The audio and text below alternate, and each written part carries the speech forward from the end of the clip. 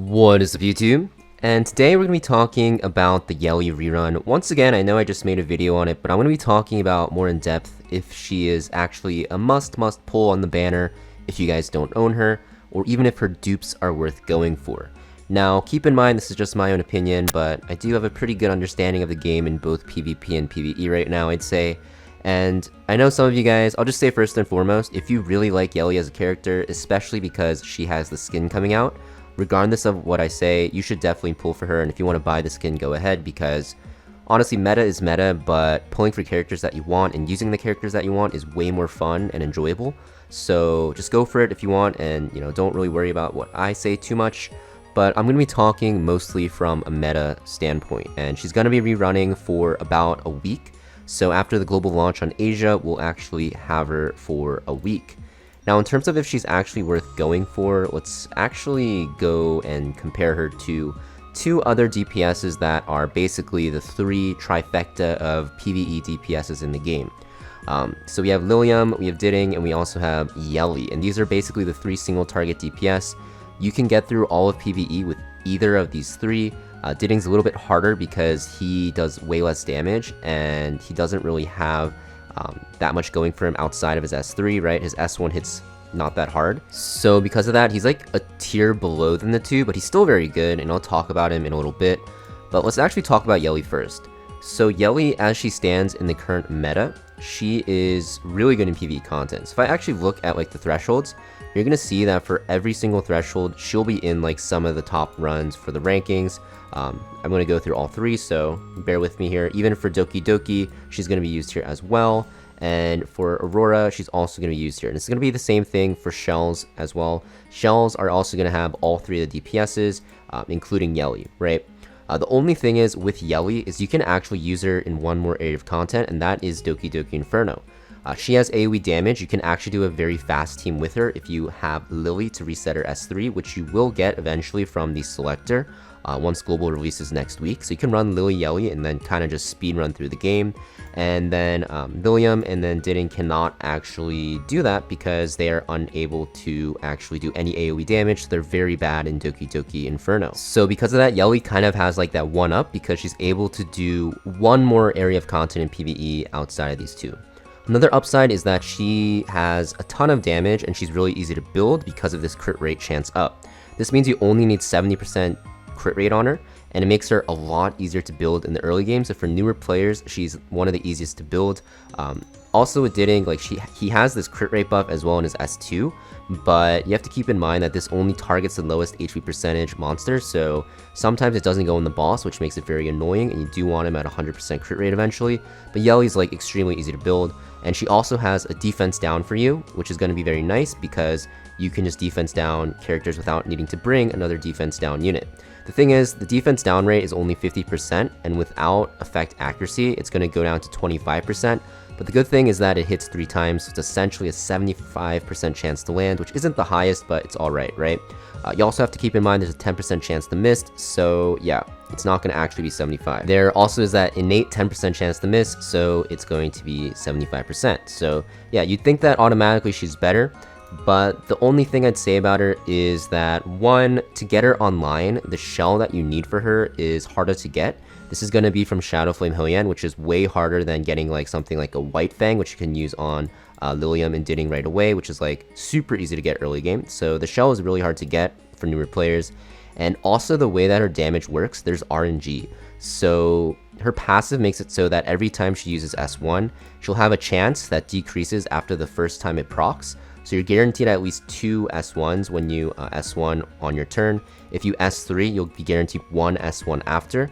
And then for each cast, the next cast reduces to 60% of the current chance. So it goes to 60%, then it goes to 36%, then it goes to like 18%. So there's RNG in her damage, and the way that you actually can compete with Liliam and even Ditting's single target burst is by getting 3 of these to proc with your S3. So you need basically to S3, the 1 will proc for free, and then you need to win the 60% chance after, and then the 36%. So it's a low chance that you actually outburst Ditting and Liliam, and you can actually outburst Ditting if you actually get 4, which is very unlikely, and to outburst Liliam, you need like 5 or 6, which will pretty much never happen, right? So for that reason, her single target does end up being lower than Liliam and Ditting's in like the long run on average, but she does have other things going for her, which is very good. But yeah, like these two characters, Liliam and Ditting, they have way more single target burst because their kits are going to be used for it. So in terms of single target, you know, Ditting and Yeli are pretty similar. She just has that AoE and the defense break going for her. And with Liliam, like Liliam just kind of clears her very handily, especially with the new shell out, Tiger Yin. This makes it so that she can literally one-shot bosses with one S3, which is pretty insane. And Yeli can't really do that with Revelation, and Yeli can't really do that because you have to put her on Revelation to make her do any damage. So because of that, she's basically like the best AoE character, probably like top 3 with like Batsby and Messiah, and also Giada, I guess, so top 4, but I would say she's better than all of them, to be honest, so she's the best AoE character, and Liliam is like the best single target. But the good thing about Yeli is that her single target is still really damn good, so you're not going to really be able to you know, hit a wall with her in terms of single target damage because she's good in single target comps as well. It's just that, you know, sometimes when you're under geared, you might find that it's hard to kill stuff because you just don't have the burst and you're relying very heavily on RNG.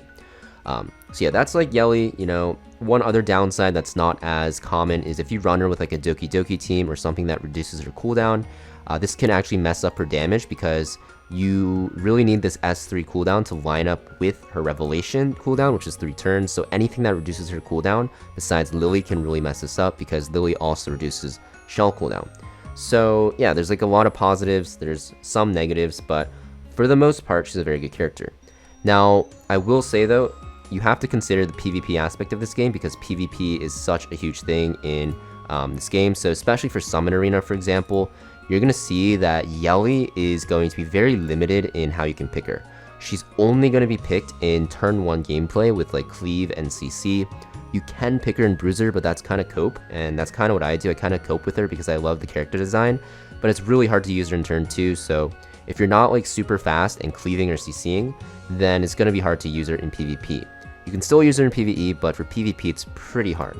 Liliam, on the other hand, can be used in every single archetype. That's why I consider her to be the best DPS in the game. Even though she has no AoE, her single target is so ridiculous that you can one-shot stuff very easily. And in PvP, you can use her as a cleaver, you can use her as a CC unit, you can also use her in Bruiser.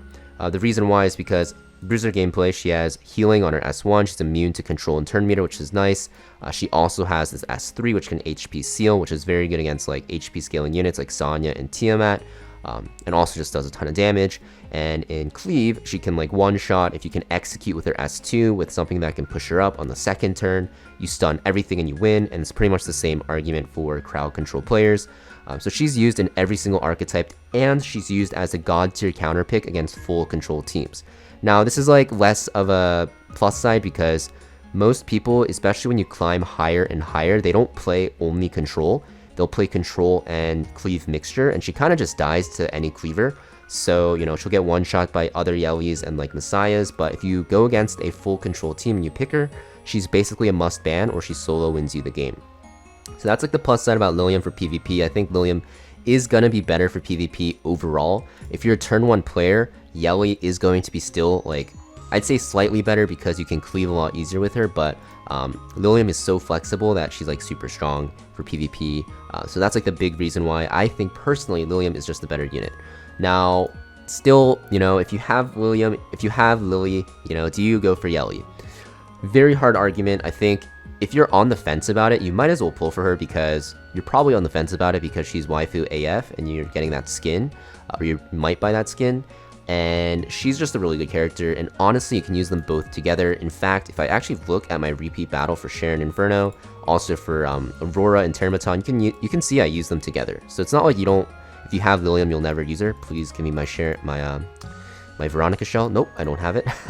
But what I'm trying to say is, you know, you can still use her if you have Yeli. It's just that, you know, you really want to think about the PvP aspect as well.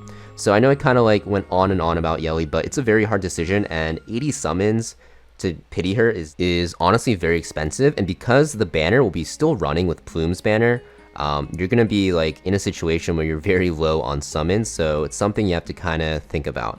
But yeah, just wanted to talk about it and wanted to list out pretty much the pros and cons. There's no real right answer because there's so many things you have to consider. especially your PvP game style, your gameplay, and also like, you know, if you have Liliam, if you're going for Liliam from the selector or you're going for Lily. But you know, if you don't plan to get Liliam from the selector and you're getting Lily, then Yeli is going to be very good. So like Lily Yeli is very good together. If you already have Liliam and you're getting Lily from the selector and you'll have Lily and Liliam, you won't really need Yeli for PvE, to be honest. But if you want to cleave, then she's a good choice. So yeah, pretty much it though. Those are my final thoughts. Thank you for watching, and I'll see you guys next video.